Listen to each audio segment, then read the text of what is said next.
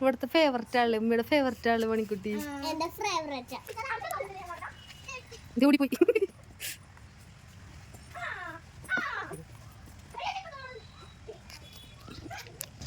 ഇതാണ് ഞങ്ങളുടെ ടിഡിക്കുട്ടൻ, സ്കൂബിക്കുട്ടി.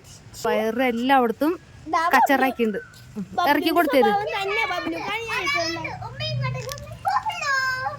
ഇത് ബബ്ലു. ഇത് ഞങ്ങളുടെ ബണ്ണിക്കുട്ടൻ.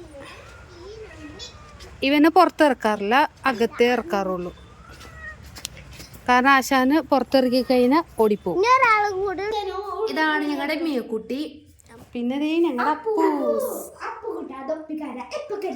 അപ്പൂസ് ഭയങ്കര എന്താ പറയണ ഇൻട്രോവേർട്ടാണ്. നമ്മുടെ അടുത്തും കൂട്ടുകൂടാവുന്നുണ്ടാവില്ല. അവനവൻ്റെ ലോകത്താ. ഫുഡ് കഴിക്കാൻ വേണ്ടി മാത്രം വരും, അത്രേ ഉള്ളൂ.